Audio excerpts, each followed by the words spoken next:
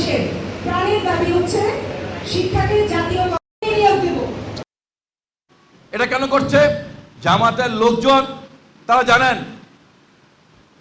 তারা এমপি হতে পারবেন না। আমি একটু শুধু উদাহরণ দেই, জামাতের বর্তমান আমির ডক্টর শফিক সাহেব, তিনি কিন্তু কোনো কিন্তু আলেম নয়। তিনি এক সময় জাসদ করতেন, জাসদ ছাত্রলীগ করতেন, সরবরাহ করতেন।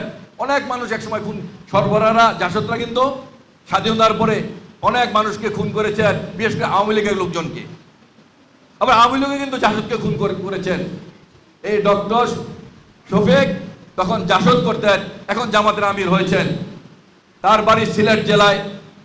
তিনি সিলেট 1 আসনে প্রথমবার নির্বাচন করেছিলেন, ভোট পেয়েছিলেন 18,000 সামথিং।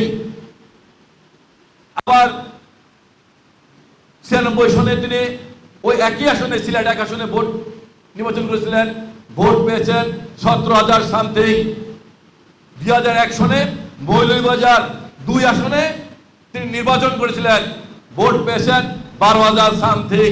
অর্থাৎ 3বারও কিন্তু তিনি 50,000 ভোট পাননি। ভাই, তাদের তো এমপি হতে হবে। এই এমপি হওয়ার জন্যই পিআর পদ্ধতি। ভোট কি পাইলো আর না পাইলো, শফিকুর রহমান মন চাইলে কিন্তু তেজগাঁ থেকে এমপি হয়ে যাবে। এটা হলো পিআর পদ্ধতি। বাংলাদেশের মানুষ এই পিআর পদ্ধতি যখন গ্রহণ করলেন না, নতুন করে এই নির্বাচন বানচাল করার জন্য শুরু করলো আবার গণভোট। আরে ভাই, যদি এত কথা থাকে সরাসরি বলে ফেলুন, আমরা নির্বাচন চাই না, আমাদেরকে এমপি বানিয়ে দেন।